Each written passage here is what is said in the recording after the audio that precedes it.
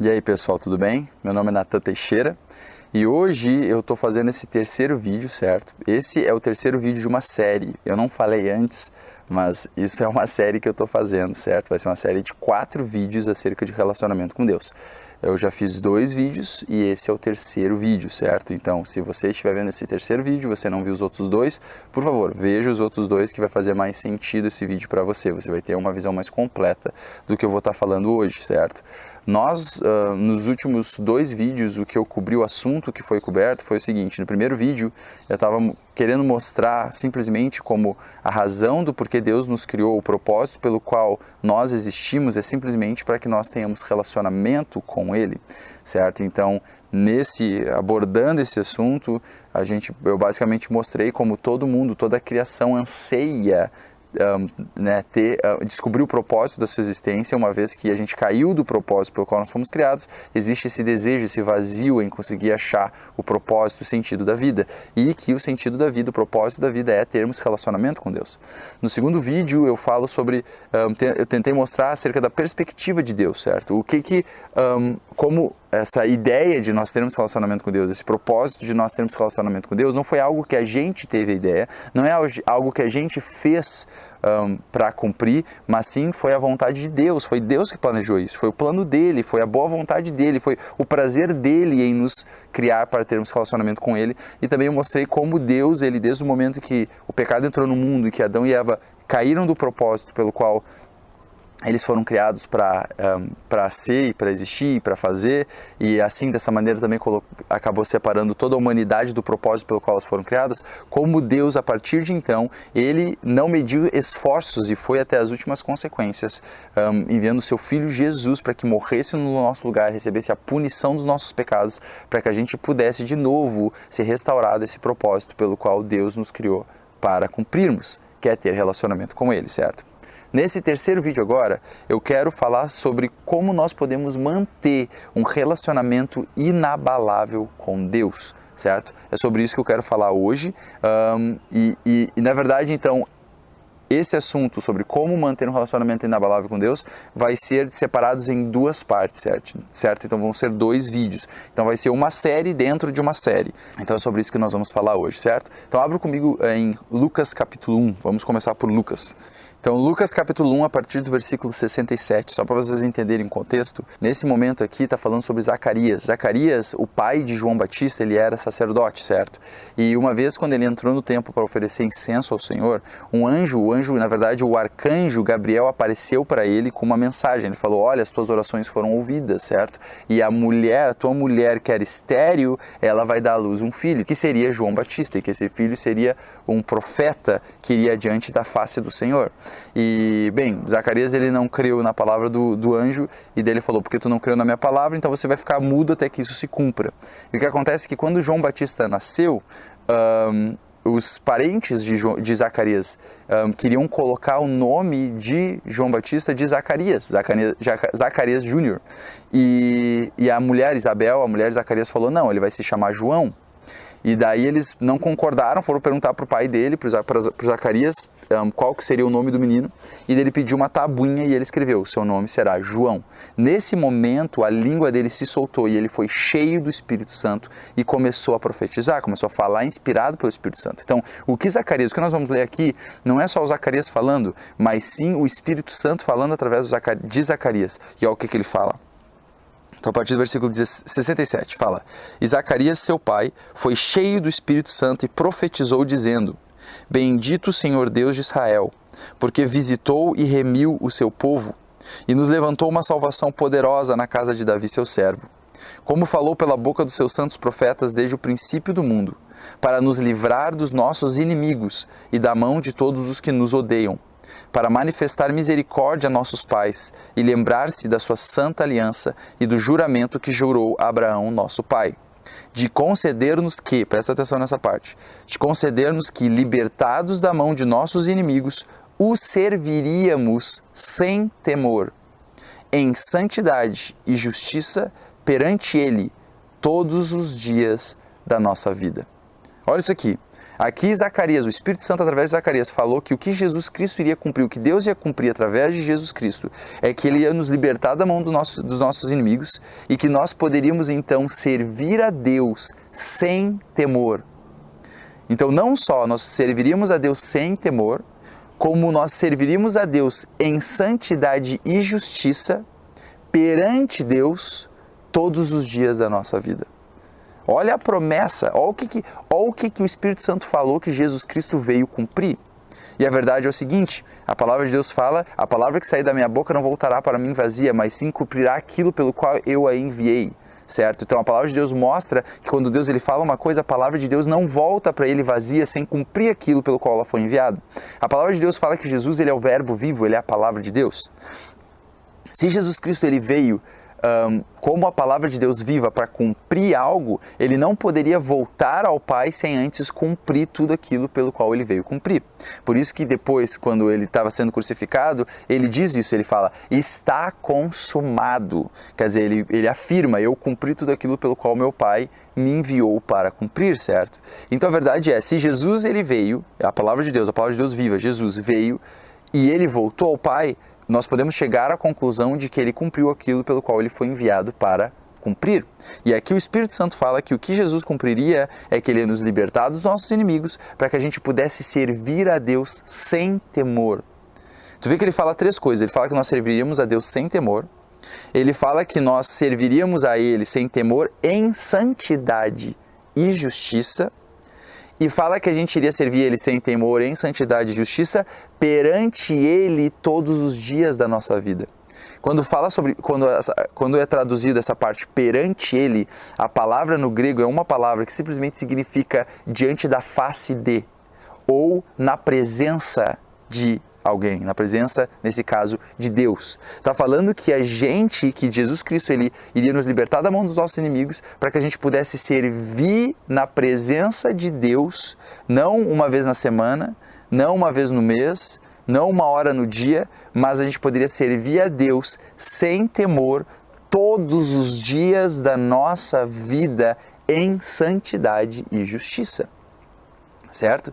E a verdade é que quando a gente vê isso e a gente para olhar a nossa experiência, a nossa experiência do nosso relacionamento com Deus, do que a gente tem provado em relacionamento com o Senhor, eu acho que nenhum cristão teve a experiência, ou pelo menos pouquíssimos cristãos, tiveram a experiência de ter um relacionamento com Deus, onde eles jamais sentiram temor, onde eles jamais sentiram condenação, onde eles jamais sentiram vergonha ou inadequados para chegar na presença de Deus ou indignos de se achegar a Deus, certo? Isso é uma coisa que muitos cristãos eles não experimentam, e a verdade é que a gente não experimenta isso não porque Jesus Cristo ele não pagou o preço ou não cumpriu o que ele veio fazer para cumprir, mas porque a gente não compreende verdadeiramente como funciona esse nosso relacionamento com Deus. Quando fala aqui que o que o Senhor ia fazer é que a gente, livre da mão dos nossos inimigos, a gente serviria o Senhor sem temor, essa palavra servir não está falando no contexto de um servo, de um escravo para com o seu Senhor. Essa palavra servir ela é usada em outros lugares referindo-se à adoração. Certo? Por exemplo, se tu for mais para frente, em Lucas capítulo 2, a partir do versículo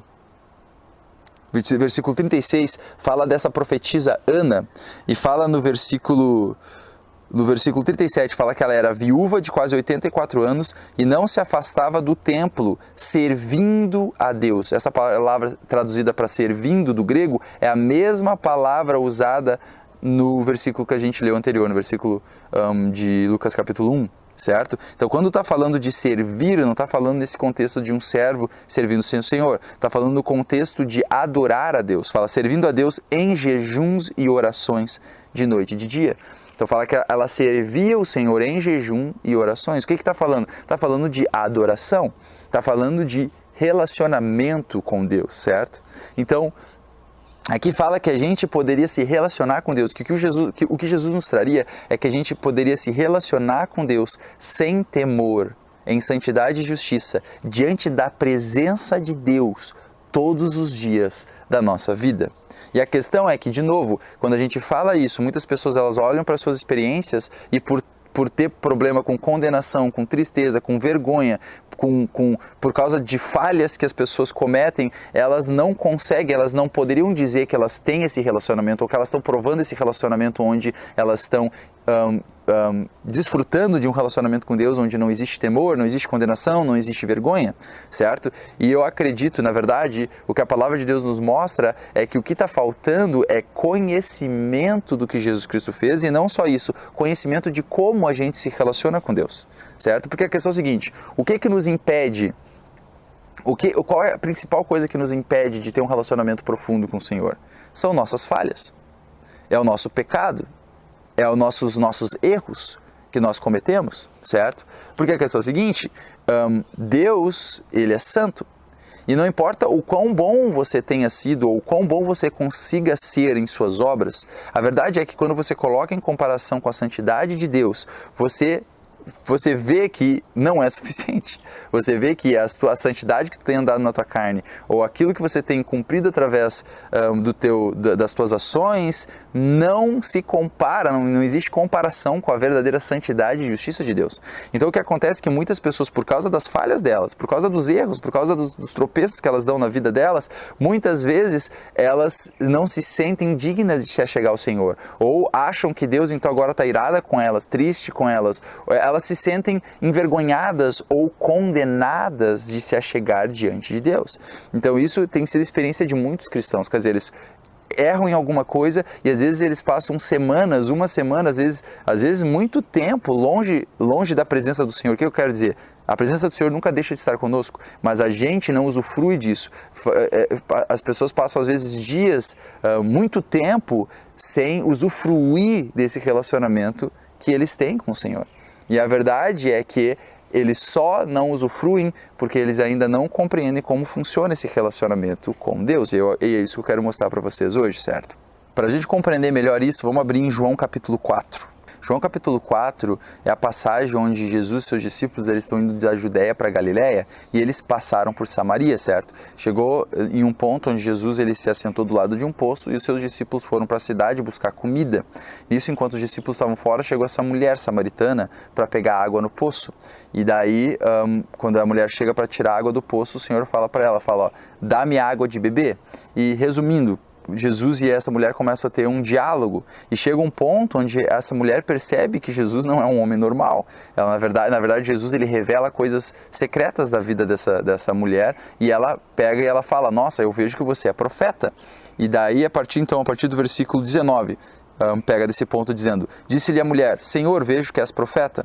Daí olha a pergunta que ela faz para Jesus, fala, nossos pais adoraram neste monte e vós dizeis que é em Jerusalém o lugar onde se deve adorar. Olha a pergunta dela, está falando, olha, nossos pais, quer dizer, os samaritanos adoram nesse monte aqui, mas vocês judeus, vocês dizem que é em Jerusalém o lugar onde se deve adorar. Então presta atenção, que aqui ela está falando de lugar de adoração a Deus, certo? Continuando, disse-lhe Jesus, mulher, crê-me que a hora vem em que nem neste monte, nem em Jerusalém adorareis o Pai. Vós, os samaritanos, adorais o que não sabeis. Nós adoramos o que sabemos, porque a salvação vem dos judeus. Mas a hora vem, e agora é, em que os verdadeiros adoradores adorarão o Pai em espírito e em verdade, porque o Pai procura tais que assim o adorem. Deus é espírito e importa que os que o adorem em espírito e em verdade. Olha o que Jesus respondeu para ela. Ela perguntou, onde, Senhor, que a gente deve adorar a Deus? E daí Jesus ele fala, olha, vai vir a hora e agora é. Quer dizer, Jesus ele estabeleceu um momento onde a partir dali ia mudar a maneira como Deus ia se relacionar com os homens. Quer dizer, não seria mais num lugar estabelecido. Certo? Porque antigamente o que acontece é que quando Adão e Eva foram separados de Deus, a parte que se conectava com Deus, que era o espírito deles, foi separada de Deus. E a verdade é que o espírito do homem passou a ser um espírito de morte, um espírito separado de Deus, certo? Então Deus ele não mais se relacionava com o homem de espírito para espírito. Então o que acontece? Até no Antigo Testamento a gente vê que Deus ele mandou fazer um tabernáculo onde existiam duas partes nesse tabernáculo e uma parte era onde ficava a presença de Deus. A presença de Deus manifesta ficava naquele lugar. E as pessoas, quando elas queriam adorar a Deus, quando elas queriam prestar homenagens a Deus, elas iam até esse tabernáculo para oferecer sacrifícios, para adorar o Senhor e tal. Por quê? Porque naquela época, tinha um lugar físico, existia um lugar físico onde você poderia ir para oferecer tuas ofertas a Deus, para você poder ter relacionamento com Deus, adorar o Senhor, certo?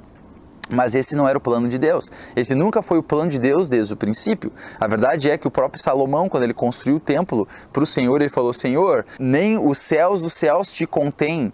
Tipo, como é que essa casa vai te conter? Certo? A palavra de Deus fala que Deus não habita em templos feitos por mãos de homens. Então, quer dizer, nunca foi o propósito de Deus que ele tivesse um lugar específico, um lugar físico, onde as pessoas fossem lá para ter relacionamento com ele. E Jesus aqui, ele está mostrando, olha, antigamente foi assim, agora virá a hora, e agora é, em que os verdadeiros adoradores adorarão o Pai em espírito e em verdade. Olha o que ele está falando. Aqui está falando que nesse novo tempo, nesse novo momento, nós adoraríamos o Pai, nós adoraríamos a Deus em espírito. O que isso significa?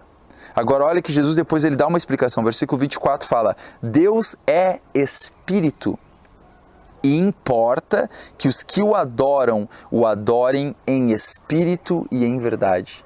Jesus está falando, olha, Deus é espírito. Deus, ele é espírito. Fala, portanto, importa que aqueles que o adorem em espírito. Por Deus ser um ser espiritual, a maneira correta, ou na verdade a maneira necessária para a gente realmente ter um relacionamento com Deus, para a gente realmente adorar a Deus, não é de carne para o espírito, não é de alma para o espírito, mas é de espírito para espírito. Aqui está falando que Deus, ele é espírito. E quando fala e importa que os que o adorem. Essa palavra importa significa que é necessário, tem que ser dessa maneira. Deus, ele é espírito, então importa que aqueles que adorem a Deus o adorem em espírito e em verdade. O que isso quer dizer? O que significa adorar a Deus em espírito? E pessoal, esse versículo aqui, essa passagem, vai ser a base para os dois vídeos que eu vou fazer. Então esse vídeo agora, eu vou focar sobre essa parte que fala de adorar a Deus em espírito. E no próximo vídeo, nós vamos falar sobre essa questão de adorar a Deus em verdade, certo? Mas o que significa adorar a Deus em espírito? De novo, lembrando que quando essa mulher fez a pergunta para Jesus, ela perguntou, onde que se deve adorar a Deus? E Jesus fala, importa que a gente adore a Deus em espírito, certo?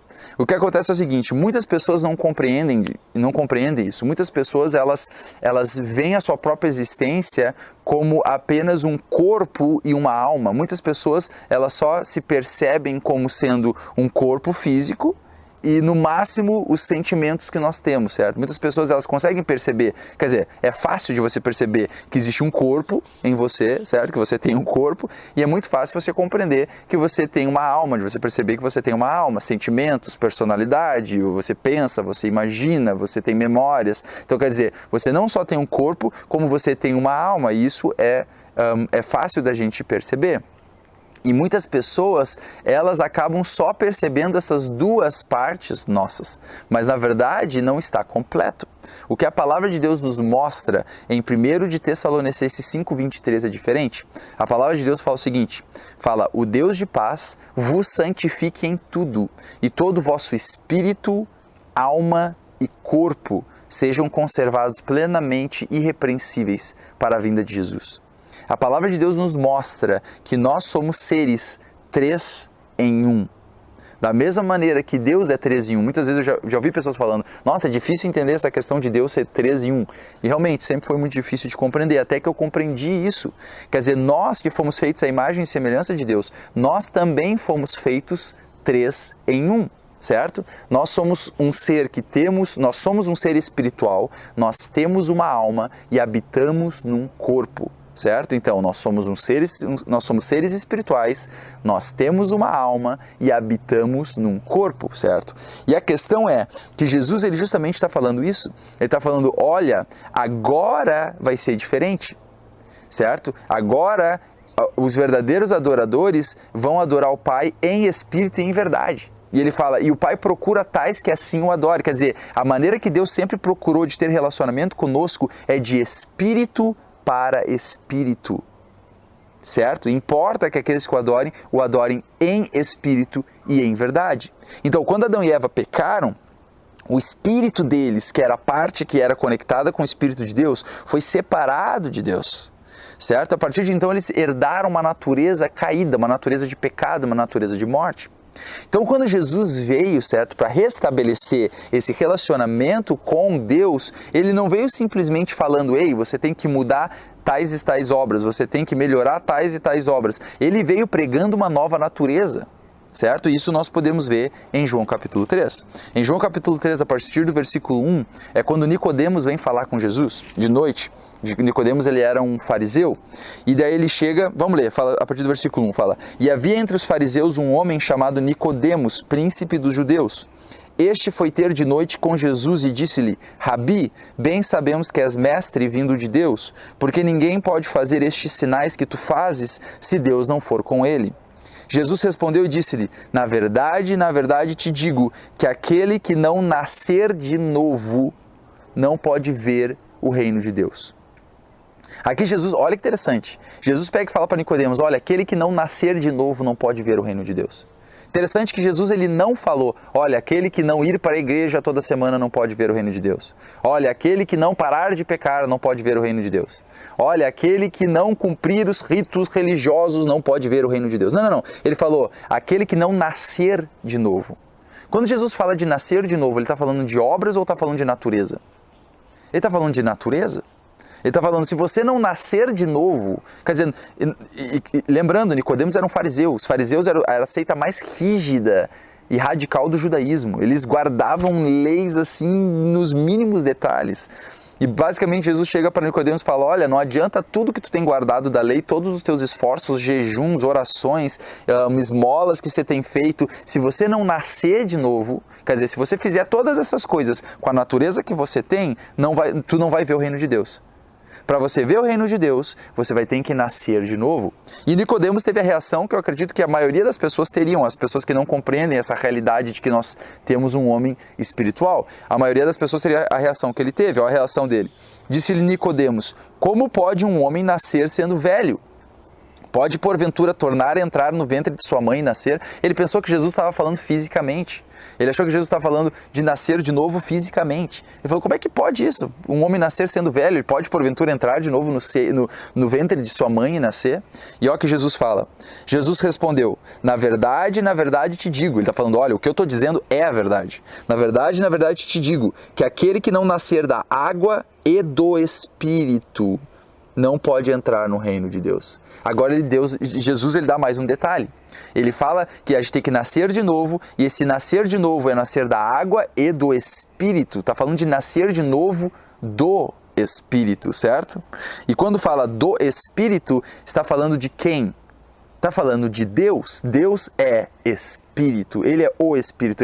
Em Hebreus fala que Ele é o Pai dos Espíritos, certo? Então aqui fala que aquele que não nascer da água e do Espírito não pode ver o reino de Deus. No versículo 6 fala, o que é nascido da carne é carne, e o que é nascido do Espírito é Espírito. De novo, quando fala o que é nascido do Espírito, está falando de Deus. Então ele está falando de nascer de novo não na carne, ele está falando de nascer de novo no Espírito. Então quer dizer, quando Adão e Eva pecaram, a natureza deles, o espírito deles que estava conectado com Deus foi separado de Deus, eles herdaram uma natureza de morte, uma natureza de pecado, eles passaram a estar separados de Deus e Deus não tinha mais comunhão e relacionamento com eles de espírito para espírito. Então, não adiantava você pegar essa pessoa que tinha a natureza do pecado e dizer para ela apenas, olha, você tem que mudar essa e essa obra, você tem que começar a praticar aquela e aquela obra, você tem que cumprir esses ritos cerimoniais religiosos, porque isso não muda a natureza. A pessoa ela poderia praticar, por isso que não importa o quão você consiga ser santo nas tuas obras, enquanto você ainda tem a natureza de morte em você, você está separado de Deus e você não tem o relacionamento com Deus que Deus te criou para você ter. Porque o relacionamento que Deus criou para você ter com Ele é de espírito para espírito. Então Jesus ele falou, Nicodemos, você tem que nascer de novo, você tem que nascer de novo do espírito para ver o reino de Deus.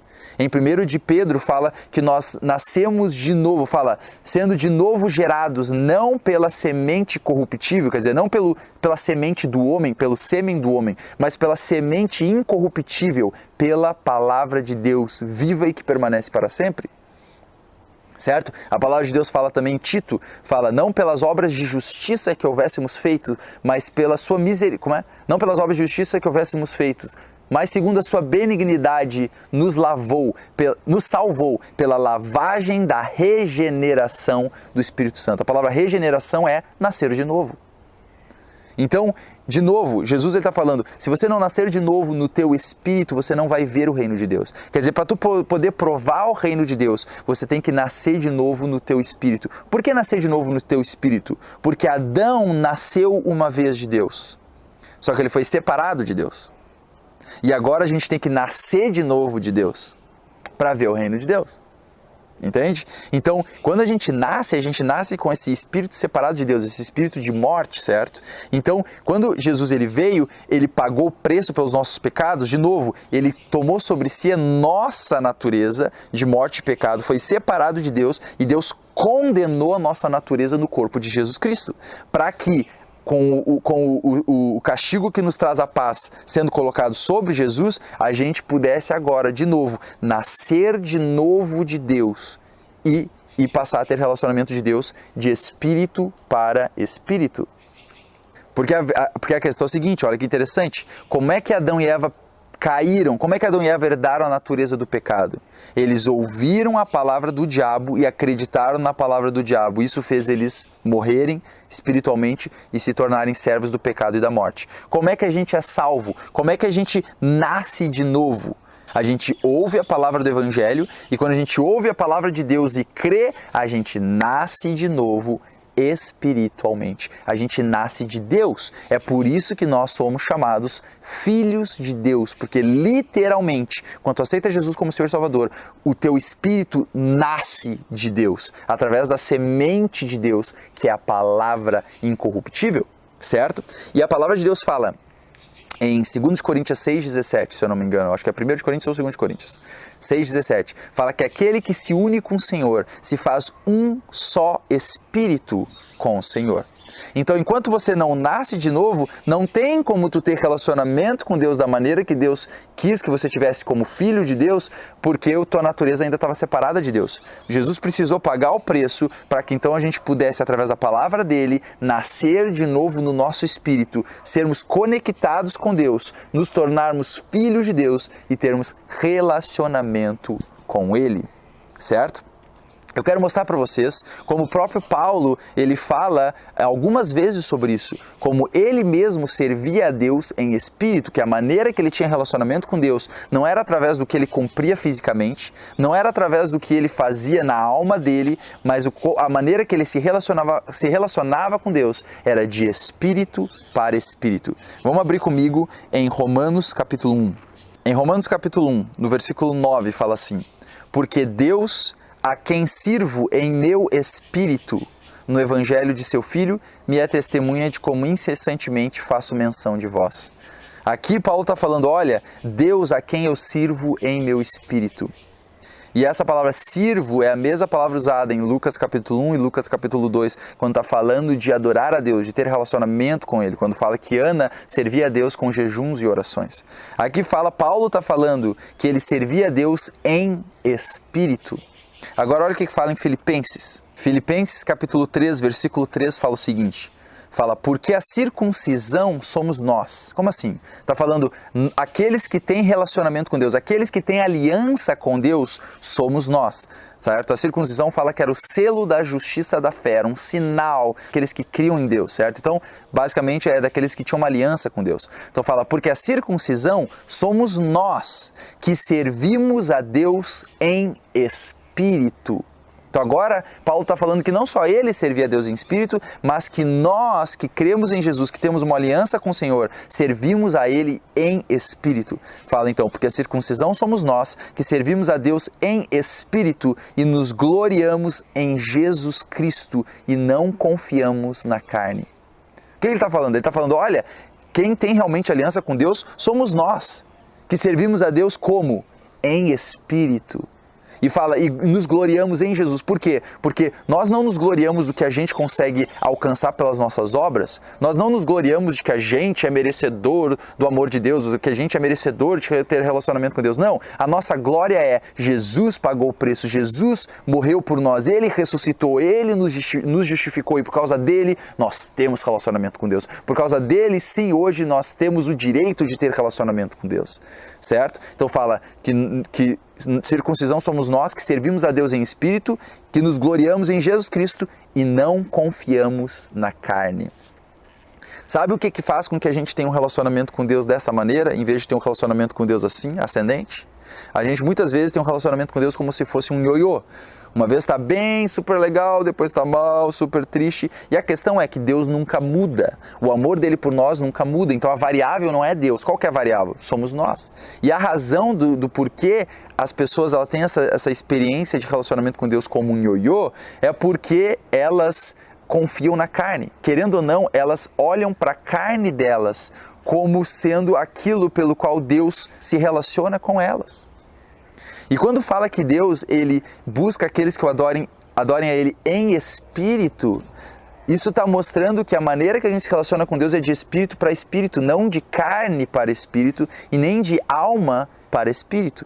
Não estou dizendo que nossa carne não está envolvida em adorar a Deus e ter relacionamento com Deus. Não estou dizendo que a nossa alma não está envolvida em adorar a Deus e ter relacionamento com Deus. Nossa alma e nossa carne, elas se engajam juntos nesse relacionamento com o Senhor. Mas a parte nossa que está unida com Deus é o nosso espírito. E o nosso relacionamento com Deus, a parte que Deus te vê, a parte que Deus se relaciona contigo, não é de acordo com a tua carne, não é de acordo com o que tu consegue cumprir na tua carne, com quantos dias de jejum você fez, com quantos acertos você fez, com quantas obras boas você praticou essa semana, com quanto tempo de leitura bíblica você teve, nem com a tua alma, com quantos pensamentos bons ou ruins você teve essa semana, ou se você sentiu ira ou não em alguma situação, ou se você mentiu ou não mentiu. Deus, ele não olha para a tua carne ou para a tua alma para determinar o relacionamento que ele tem com você. O que determina o relacionamento que Deus tem com você é quem você é no espírito. Deus, ele se relaciona contigo de acordo com quem você é no espírito, não de acordo com quem você é na tua alma e não de acordo com quem você é na tua carne. Ele se relaciona contigo de acordo com quem você é no teu espírito. E a pergunta é, quem você é no teu espírito?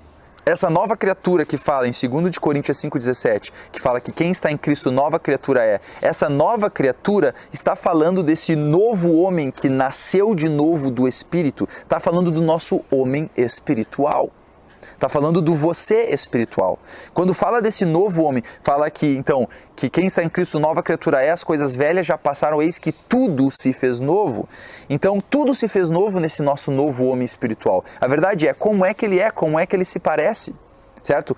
Quem é o nosso homem espiritual? Como é que ele se parece? Se Deus, ele se relaciona com quem nós somos no Espírito, como nós somos no Espírito? Porque a verdade é o seguinte, se eu chegar e perguntar para você e fizer uma pergunta, falar, olha, como é que você está se sentindo? Você está com frio ou está com calor? Você não vai precisar fazer um jejum de 40 dias para me dar essa resposta. Você pode me dizer rapidamente se você está com frio ou está com calor. Quer dizer, a nível físico, a nível carnal, você consegue perceber rapidamente o que você está sentindo, certo? Se eu perguntar para você, olha, como é que você está sentindo na tua alma? Você está triste ou está feliz? De novo, você não precisa de 40 dias de jejum para me dar essa resposta.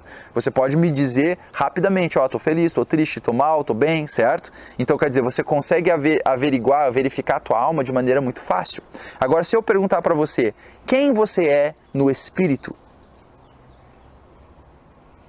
Quem você é nesse novo homem nascido de Deus? Você não tem como me dizer sentindo. Você não tem como me dizer quem você é no espírito por te olhar no espelho. Você não tem como me dizer quem você é no espírito por tentar interiorizar e ver quem você é no espírito. Não, não, não. A maneira que você vê quem você é no espírito é através da palavra de Deus. Jesus falou: as palavras que eu vos disse são espírito e são vida.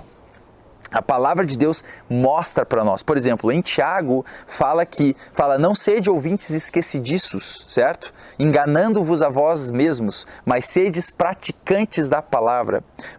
Porque o homem que é ouvinte esquecidiço, olha o exemplo que ele dá, ele é como um homem que se contempla no espelho, o seu rosto natural. E daí ele vai e se esquece de como era. Então ele está falando, olha, aquele que é apenas ouvinte da palavra é aquele cara que lê a Bíblia, certo? E esse cara que lê a Bíblia é como aquele que se olha no espelho só que quando ele sai na rua, ele vê como é que ele é, ele se contempla, mas quando ele sai para viver a vida dele, ele se esquece de como era. Então quer dizer, ele esquece os atributos que ele tem, ele esquece quem ele é e ele vive de uma maneira aquém de quem ele realmente é, daquilo que ele viu no espelho. E depois ele fala, mas aquele que atenta bem para a lei perfeita da liberdade, isso está falando da Bíblia, e nisto persevera, fala, esse tal será bem-aventurado no seu feito. Olha o exemplo que ele dá. O exemplo que ele dá é que o cara que é ouvinte esquecidiço é aquele cara que se olha no espelho. Ele está usando a Bíblia como um espelho. Quando você se olha no espelho, você vê o quê? Você vê a você mesmo. Se você quer saber quem você é no homem espiritual, não é sentindo no teu físico, não é sentindo nas tuas emoções, não é olhando no espelho físico, é olhando no espelho da palavra. O espelho da palavra revela quem você é no homem espiritual. Esse homem que é a parte que se relaciona com Deus, certo? Então, de novo, retornando para Lucas capítulo 1, fala que Jesus ele ia nos livrar da mão dos nossos inimigos para que nós pudéssemos servir o Senhor, ter relacionamento com o Senhor sem temor, em santidade e justiça, perante a sua face, certo? Perante a sua face, todos os dias da nossa vida, perante Ele todos os dias da nossa vida, certo? Então a verdade vamos ver como é que é esse nosso novo homem, porque, de novo, em 2 Coríntios 5,17, fala que esse novo homem, tudo se fez novo. Vamos abrir em Efésios 4,24. Em Efésios 4,24 fala o seguinte, e vos revistais do novo homem. O que é esse novo homem? É a mesma coisa que está falando da nova criatura. E é a mesma coisa que está falando que Jesus falou sobre nascer de novo do Espírito. Está falando, olha o que ele fala desse novo homem. Fala, e vos revistais do novo homem que segundo Deus é criado. Então aqui está falando que esse novo homem, ele não é feito, ele não é determinado, ou ele não é... as características desse novo homem não é de acordo com o que você faz na tua carne, com as obras que você pratica na tua carne, não é de acordo com o que você tem na tua alma. Esse novo homem, ele é de acordo com o que Deus criou ele para ser. E aqui fala, vos revistais do novo homem que segundo Deus é criado em verdadeira justiça e santidade. Se lembra de Lucas capítulo 1? Fala que nós poderíamos servir ao Senhor sem temor, em santidade e justiça. Porque a questão é o seguinte, quando a gente fala de ser santo e ser justo, e você olha para a tua carne, não tem nenhuma pessoa que, sendo sincera e realmente comparando as suas obras à santidade de Deus, não tem nenhuma pessoa que vai chegar confiante diante de Deus falando, eu mereço estar diante da presença de Deus porque eu fiz isso. Não tem nenhum homem que consegue fazer isso. Por quê? Porque nossa carne é falha. Nossa alma é falha. Mas aqui está falando que o nosso novo homem espiritual, ele foi criado em verdadeira justiça e santidade. Aliás, de novo, em 2 Coríntios 6,17, aquele que se une com o Senhor se faz um só espírito com o Senhor. Deixa eu fazer uma pergunta para você. Um filho de cachorro é o quê? Um cachorrinho? Um filho de pato é patinho? Um filho de Deus é deusezinho?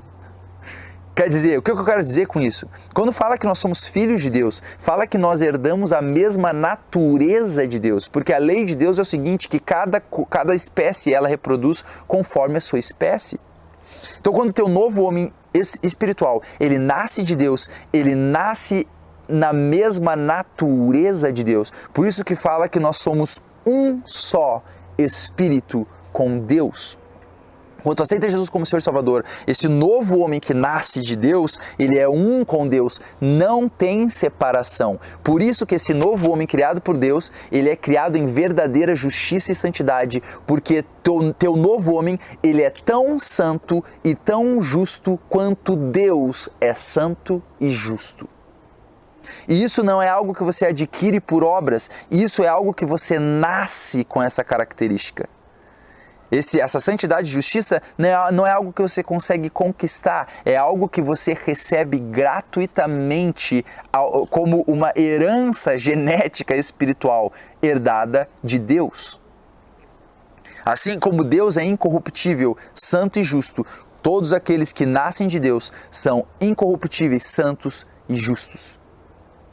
Isso explica, porque tem muitas coisas na palavra de Deus, muitas coisas incríveis falando acerca de nós. Por exemplo, tem inúmeros lugares diferentes desses que falam que nós somos santos. Por exemplo, em Colossenses, capítulo 1, olha o que fala. Colossenses capítulo 1, a partir do versículo 20 fala: e que havendo por ele, por Jesus, feito a paz com Deus, pelo sangue da sua cruz, por meio dele reconciliar-se consigo mesmo todas as coisas, tanto as que estão na terra como as que estão nos céus.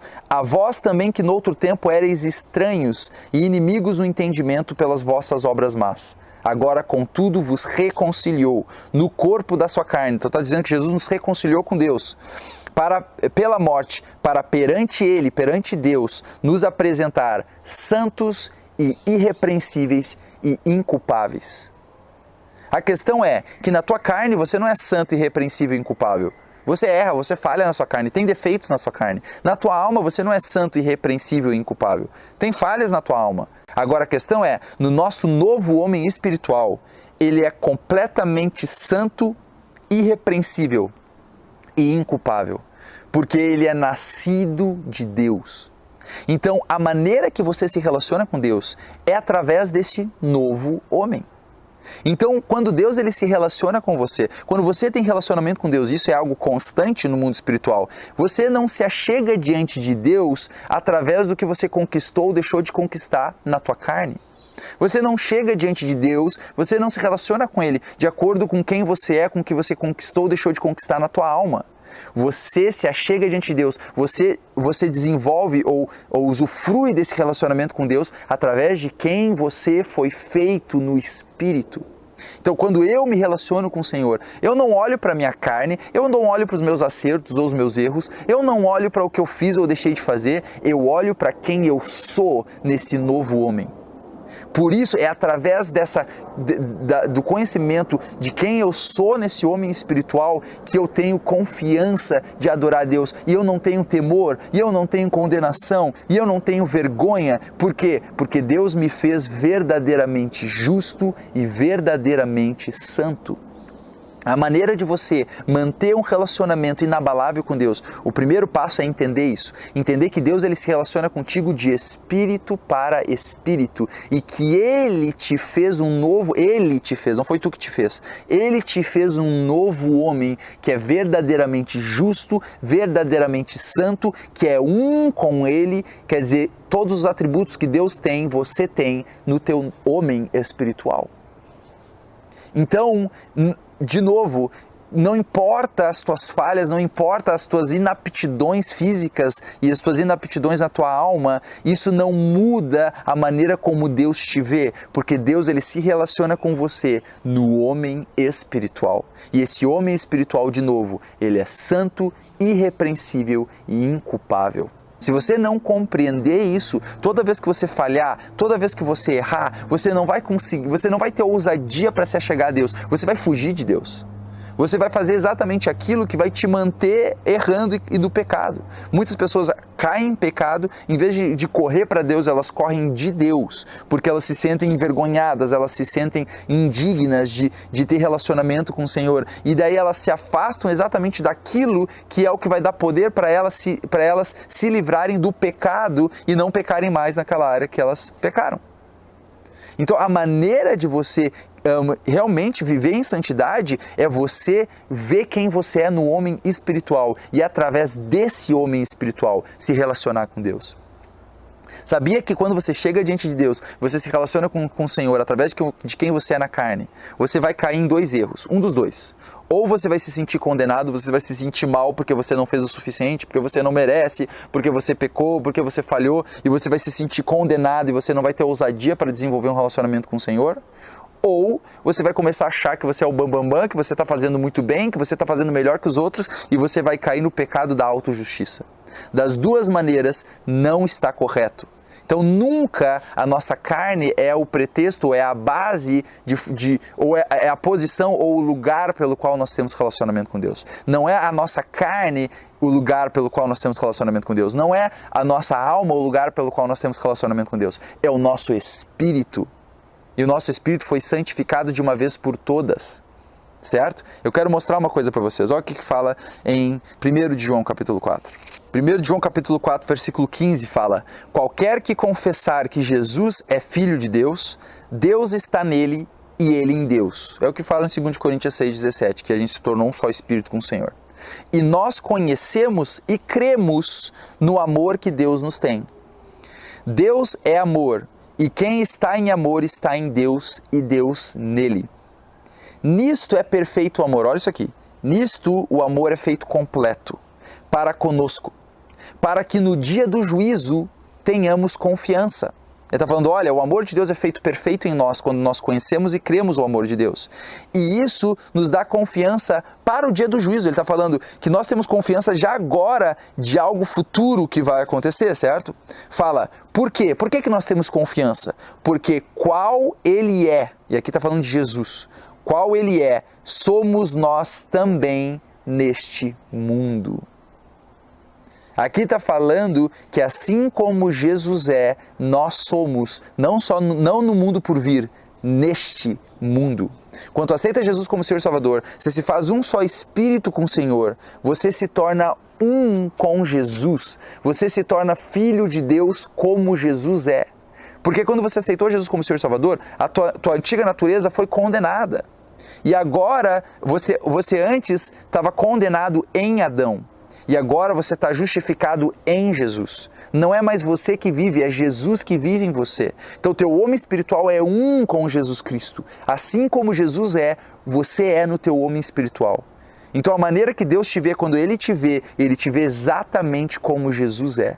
Quando Ele se relaciona contigo, o amor que Deus tem por você é exatamente o mesmo amor que Ele tem por Jesus. A tua justiça, a tua santidade é a mesma que Jesus tem. E é com esse conhecimento, é através desse entendimento, que você vai ter um relacionamento inabalável com Deus. Por quê? Isso quer dizer, Natan, que a gente nunca vai errar? Não, a gente erra. A gente às vezes cai, a gente falha. Mas isso não vai impedir você de voltar nesse relacionamento com Deus e continuar de onde você parou.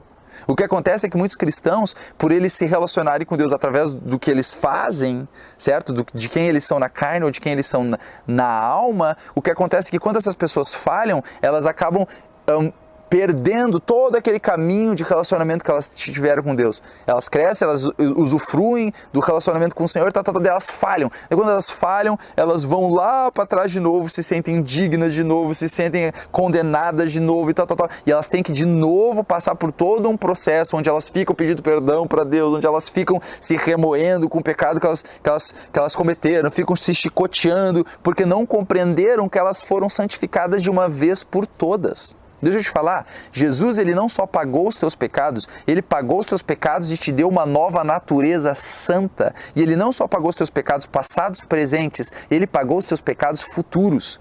A palavra de Deus fala que Jesus Cristo, com uma só oblação, com um só sacrifício, aperfeiçoou para sempre aqueles que são santificados. Hebreus capítulo 10 fala isso. Então, quer dizer, Ele perdoou todos os teus pecados passados, presentes e futuros. E se para você é difícil acreditar que Deus pode perdoar pecados futuros, então você não é salvo e eu não sou salvo, porque nós só aceitamos Jesus muito tempo depois de Ele já ter morrido e ressuscitado. Então, se Ele não pode perdoar pecados futuros, todos que nasceram depois de Jesus estão ralados.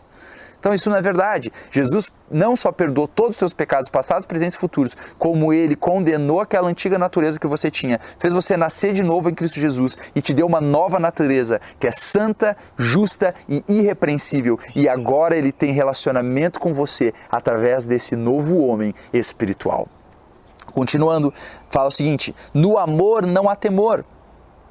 Antes, o perfeito amor lança fora o temor, porque o temor tem consigo a pena. Aqui está falando que o temor tem consigo a pena judicial, está falando de uma pena judicial, de uma condenação. Quando você teme é porque você acha que você deve algo, é porque você acha, quando você teme se achegar a Deus, é porque você acha que Ele ainda está olhando os teus erros, vendo se você acertou em todas as coisas, e se Ele achar um erro, Ele vai te condenar. Você acha que Ele ainda está, que Ele se relaciona com você de acordo com quem você é na tua alma e na tua carne. Por isso que você teme se achegar a Deus, por isso que você não tem fé para orar e saber que as tuas orações vão ser respondidas, porque você acha que Deus está te julgando pelo que você é na tua carne e na tua alma. Isso não é verdade. Ele se relaciona com você, Ele responde tuas orações, Ele te ama, o favor dele é sobre a tua vida de acordo com quem você é no homem espiritual e não no teu homem carnal ou teu homem almático, da alma. Então aqui fala que o perfeito amor lança fora o temor. Por quê? Porque o perfeito amor faz você ver que, meu Deus, não existe mais condenação. Nenhuma condenação há para aqueles que estão em Cristo Jesus. Não tem mais condenação para mim. Jesus foi condenado no meu lugar e agora eu sou esse novo homem que é exatamente como Jesus é. Sou um com Jesus. Sou tão justo e tão santo quanto Jesus é. Então não existe mais condenação para mim. Quando você entende isso, não tem mais temor. Quando você entende isso, você pode desfrutar de um relacionamento com o Senhor, sem condenação, sem temor, sem medo, sem vergonha. De novo, quando você está em pecado, quando você erra, isso pode afetar o teu relacionamento com Deus de você para Deus. Porque isso pode dar abertura para o diabo, para ele te atacar, para ele tentar trazer condenação, para ele tentar fazer com que você se sinta mal, porque você está fazendo algo que você sabe que é errado. Então isso pode afetar o teu relacionamento de você para com Deus. Mas o relacionamento de Deus para com você não muda jamais. Você pode ter acabado de pecar, você pode chegar para Deus exatamente, Ele vai estar te esperando exatamente como Ele sempre te esperou, Ele vai estar te amando exatamente como sempre te amou, Ele vai estar olhando para você tão santo, justo e irrepreensível como sempre, porque Ele está olhando para você no teu homem espiritual. E é isso que vai te libertar de pecado, é isso que vai fazer com que você cresça em relacionamento com Deus e pare e o pecado perca o poder na tua vida, certo? Relacionamento com Deus é igual santidade. Então, se você manter o relacionamento com Deus através dessas verdades, santidade vai ser um fruto disso. Agora, deixa eu mostrar uma coisa. 1 de João, capítulo 3. Capítulo 3, a partir do versículo 8, fala o seguinte: quem pratica o pecado é do diabo, porque o diabo peca desde o princípio. Para isto o Filho de Deus se manifestou para desfazer as obras do diabo. Olha o versículo 9. Qualquer que é nascido de Deus não permanece em pecado, porque a sua semente, quer dizer, a semente de Deus, permanece nele e não pode pecar, porque é nascido de Deus. O que isso quer dizer? Aqui está falando que aquele que é nascido de Deus não pode pecar. Uma coisa é você falar que aquele que é nascido de Deus não permanece em pecado. Outra coisa é tu falar que aquele que é nascido de Deus não pode pecar. Quando fala que não pode pecar, muitas pessoas ficam confundidas. Tipo, cara, o que isso quer dizer? E eu mesmo, eu ficava confundido. Cara, o que isso quer dizer? Quer dizer que quem realmente nasceu de Deus não pode pecar? Se isso é verdade, então eu não nasci de Deus, então eu não sou filho de Deus, então eu não estou salvo, porque eu errei, eu já falhei, desde que eu aceitei Jesus como Senhor e Salvador, eu já pequei. E eu tenho certeza que você já experimentou erros na tua vida mesmo depois de aceitar Jesus como Senhor e Salvador. O que está falando aqui então? Aqui está falando que aquele que é nascido de Deus não pode pecar. A pergunta que eu faço para você: qual é a sua parte que nasceu de Deus? A tua carne? A tua alma? Ou o teu espírito? Qual é a tua parte que nasceu de novo? O teu espírito. Nós nascemos de novo de espírito, do espírito. Então, o nosso novo homem espiritual, que nasceu de Deus, ele não pode pecar. Então, mesmo quando você peca na tua carne, ou se você peca na tua alma, isso pode trazer até consequências para a tua carne e para a tua alma, mas esse pecado não afeta o teu espírito, porque o teu espírito não pode pecar. Porque aquele que é nascido de Deus não pode pecar. E a única parte que nasceu de Deus em você, hoje, é o teu espírito. E ele não pode pecar. Ele é incapaz de pecar. Então, mesmo quando você falha, mesmo quando você erra, você pode chegar com ousadia diante do trono da graça. Ousadia não em quem você é na carne e no espírito, mas ousadia em quem Deus te fez no teu homem espiritual. Quando Jesus ele pagou o preço dos teus pecados, ele não simplesmente perdoou os teus pecados, ele não simplesmente colocou o sangue dele sobre você para que Deus não veja os teus pecados. Não. Ele perdoou os teus pecados por completo e te fez um novo homem onde não existe pecado.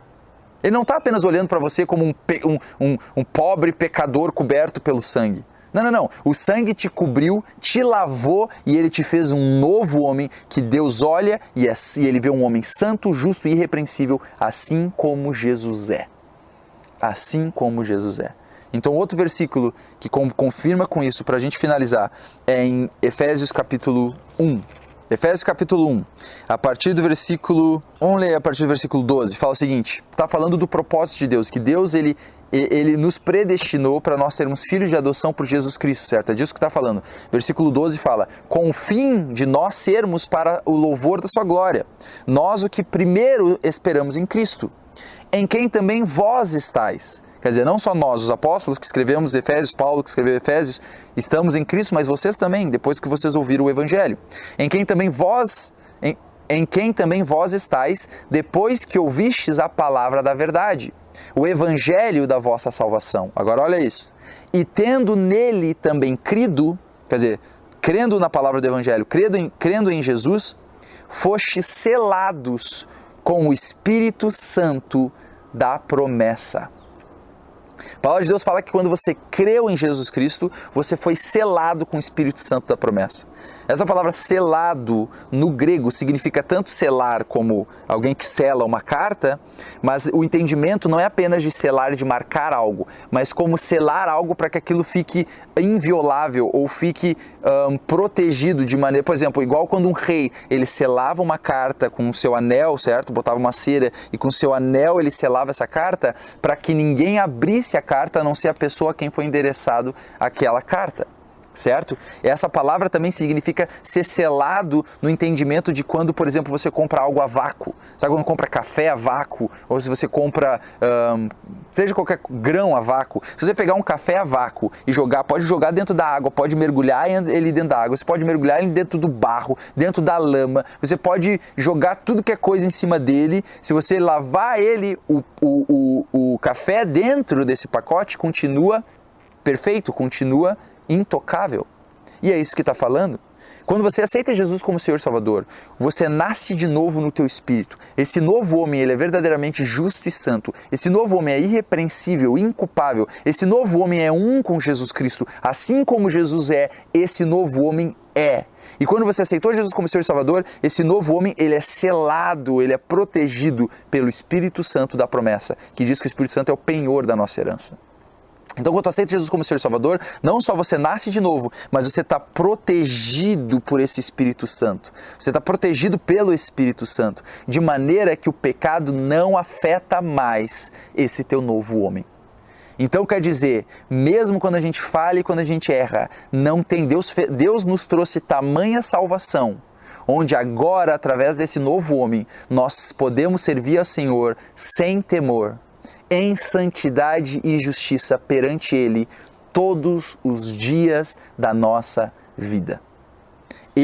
Quando eu falho, quando eu erro, ao invés de ficar olhando para os meus erros, minhas inaptidões físicas e através disso me relacionar com Deus, eu simplesmente olho para Deus e dou graças a Deus e me glorio em quem eu sou no homem espiritual e eu simplesmente experimento Deus e o relacionamento com Deus como se nada tivesse acontecido, porque realmente no espírito nada mudou. E Deus é espírito, importa que aqueles que o adorem em espírito e em verdade.